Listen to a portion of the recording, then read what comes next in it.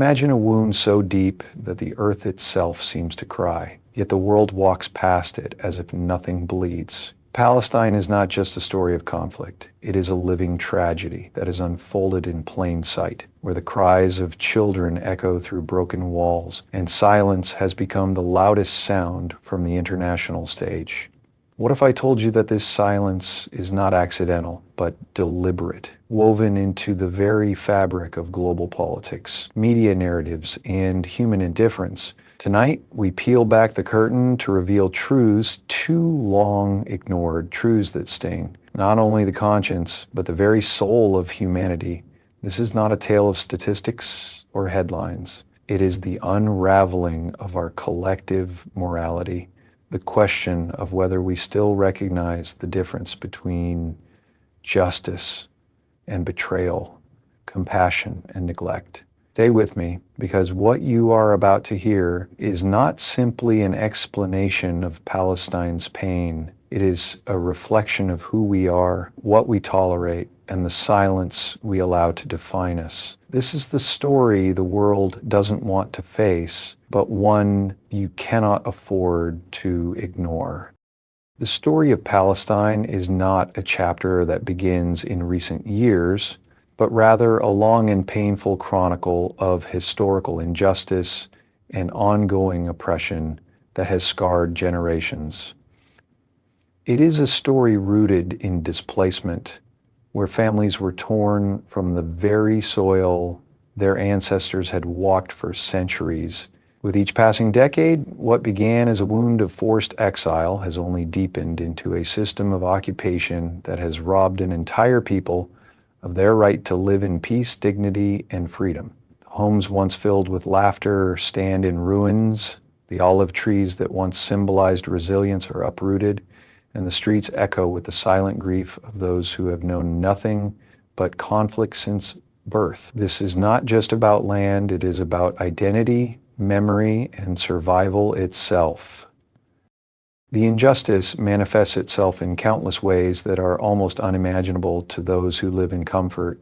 Borders are not just lines on a map, but walls and checkpoints that suffocate movement and divide families. Simple rights that most take for granted, like access to clean water, education, and healthcare, are luxuries that many Palestinians are denied. Generations have grown up under the shadow of occupation, where their childhood is interrupted by the roar of military jets, and their nights haunted by the uncertainty of whether their homes will stand by morning. For them, oppression is not a political term, but a daily reality that dictates the rhythm of life and death. What makes this history even more painful is that it has been allowed to continue without true accountability. The narrative of Palestine is one of a people whose cries for justice echo across the world, yet too often fall on ears that refuse to listen.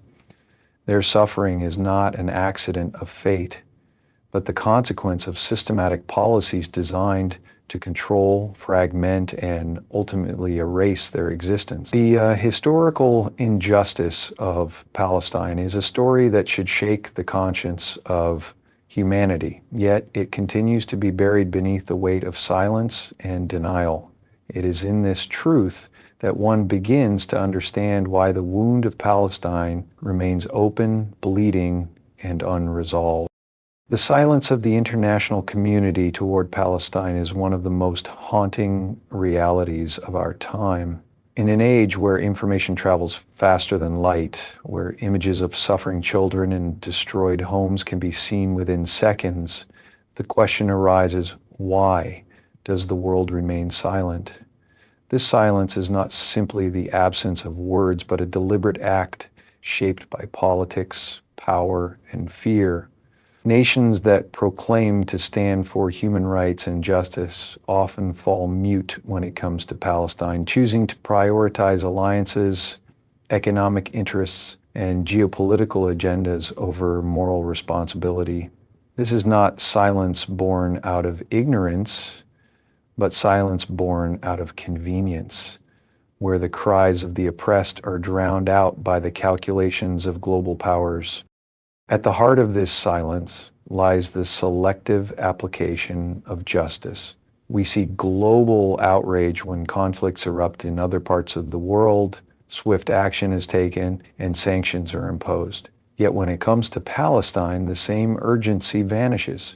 The destruction of homes, the killing of innocent civilians, and the denial of basic human rights are met with carefully crafted statements of concern, but little to no meaningful intervention. The international community has chosen to operate in a framework where some lives are valued more than others and some injustices are more tolerable than others.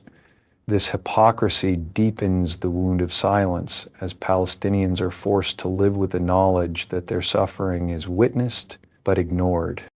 Furthermore, this silence is reinforced by powerful narratives shaped by media and politics. Voices that attempt to speak for Palestine are often marginalized, censored, or branded as controversial, while narratives that justify oppression are amplified and normalized. This manipulation of perception ensures that the silence is not just passive, but actively maintained. The world watches, yet pretends not to see, listens, yet refuses to hear. It is this silence, louder than any spoken word, that allows oppression to continue unchecked. In truth, the silence of the world is not neutral. It is complicity. It transforms the global stage into a theater of hypocrisy, where justice becomes selective and humanity is compromised. The media plays one of the most critical roles in shaping the way the world views the Palestinian struggle, yet it is often the very tool that distorts, downplays, or even erases the true reality of what is happening.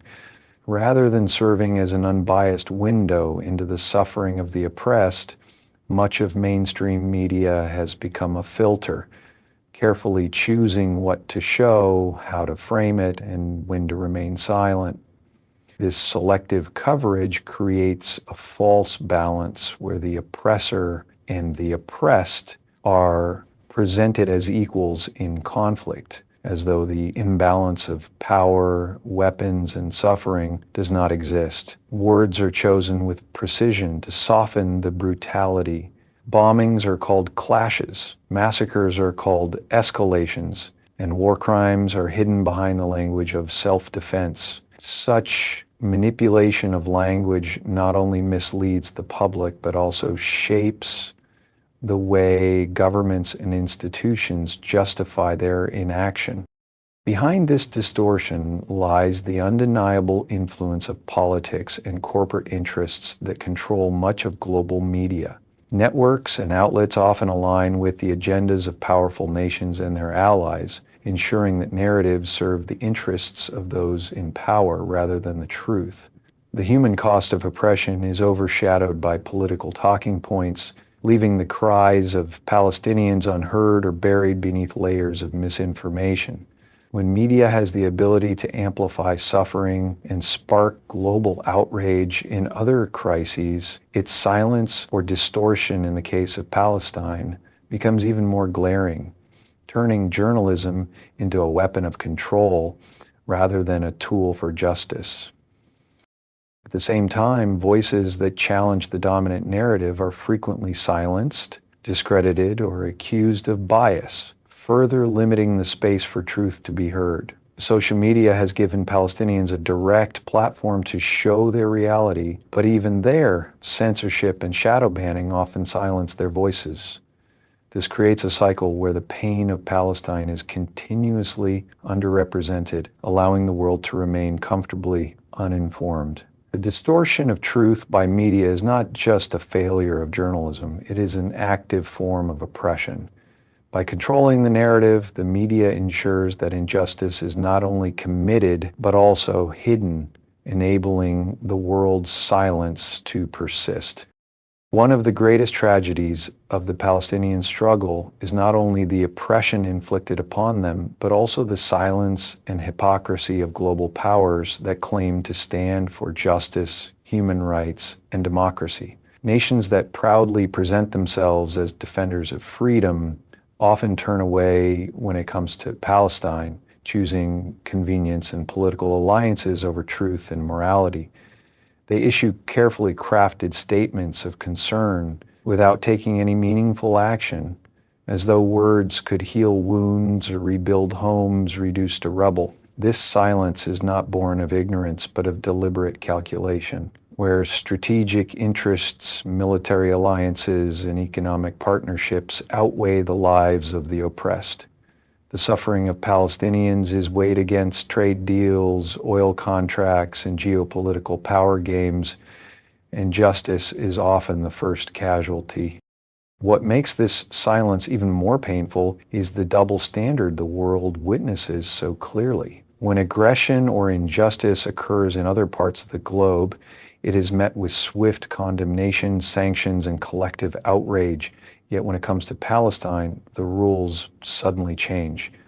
The oppressor is shielded, the victim is questioned, and international law is bent until it no longer resembles law at all. These double standards send a dangerous message to the world that human rights are not universal, but selective, and that some lives are worth defending while others can be sacrificed to maintain the comfort of powerful nations. This hypocrisy erodes the credibility of institutions meant to uphold justice and peace, such as the United Nations, which repeatedly passes resolutions that are ignored or vetoed when they threaten the interests of the powerful. It reduces international law to a mere tool of convenience, used when it serves the agenda of the strong and discarded when it does not. For Palestinians, this silence is not just political, it is deeply personal. It is a reminder that the world sees their suffering yet chooses to look away, reinforcing the feeling of abandonment and betrayal. The silence of global powers is not neutral. It is an active choice that enables oppression to continue, making them complicit in the very injustice they claim to oppose. The silence around Palestine is not maintained only through politics and diplomacy, but also through the powerful machinery of media that shapes public perception and controls narratives. Mainstream outlets, heavily influenced by corporate interests and political affiliations, often choose words carefully to downplay the suffering of Palestinians. Terms like clashes are used instead of attacks, conflict instead of occupation, as though there are two equal sides rather than one oppressed people and one heavily armed oppressor. This manipulation of language serves to blur reality, creating confusion and diluting the urgency of the crisis. By framing events in ways that appear neutral, the media fosters apathy among global audiences, making them less likely to demand accountability. Another tactic is selective reporting, where certain stories are amplified while others are silenced.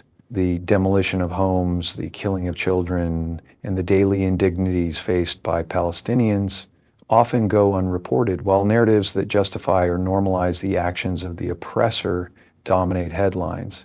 This imbalance not only hides the scale of suffering, but also shifts sympathy away from the victims. The result is a distorted picture of reality, where the oppressed are often portrayed as aggressors and their struggle for freedom is painted as extremism. This media bias is not accidental. It is carefully curated to align with the interests of those in power. Governments that support the occupation influence what is broadcasted and what is silenced, ensuring that international audiences remain misinformed or indifferent. Social media, while offering some hope by amplifying Palestinian voices directly, is also subject to censorship, with posts taken down and accounts suspended under the guise of violating policies. This systematic silencing further isolates the Palestinian cause, depriving it of the global attention it desperately needs. The tragedy lies not only in the suffering itself, but in the way it is hidden, reshaped, or erased from collective memory. When truth is buried under layers of propaganda, the world loses its ability to empathize and act.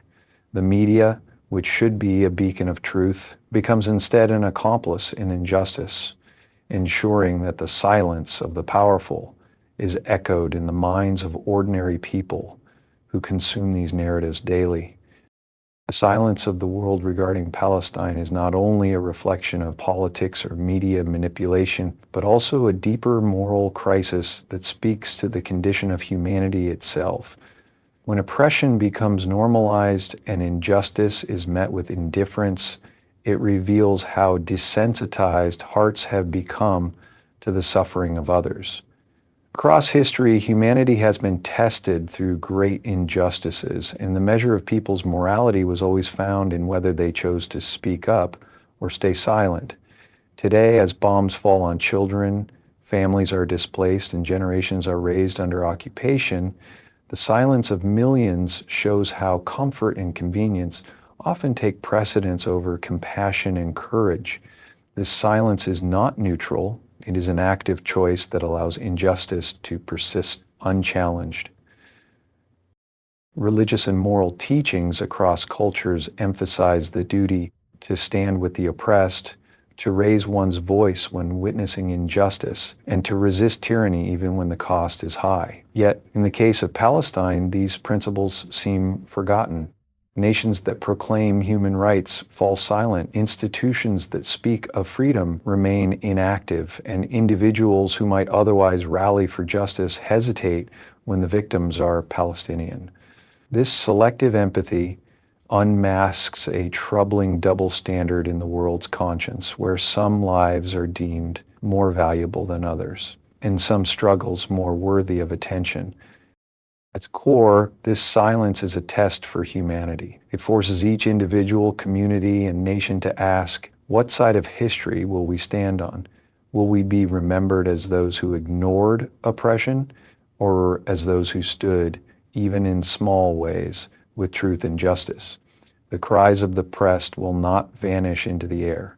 They are recorded in history, and they weigh heavily on the moral ledger of every silent witness. The world's silence is not simply an absence of words. It is a betrayal of the very principles of justice, compassion, and humanity. And one day, when history turns its gaze back to these moments, silence itself will be judged as complicity in one of the greatest moral failures of our time. In the end, the story of Palestine is not just about borders, politics, or territory. It is about the soul of humanity itself. It is about whether we as a global community will choose to live by the values we claim to uphold: justice, compassion, and the defense of the oppressed. Silence may protect comfort for a while, but it will never protect dignity. The world must understand that to remain silent in the face of injustice is to stand with the oppressor, and history has never been kind to those who choose complicity over courage. Palestine's pain is a mirror held up to the world, reflecting the truth of who we really are and whether humanity still carries within it the strength to rise for what is right. May this message serve as a reminder that your voice matters, your awareness matters, and your courage to speak truth matters. Thank you for giving your time and heart to listen, for seeking knowledge that awakens the spirit, and for daring to care in a time when indifference is the norm. I wish you strength, wisdom, and the blessing of standing on the side of justice. May you carry this awareness forward. May your actions echo with compassion, and may you always find the courage to speak when silence surrounds you. Good luck, and thank you.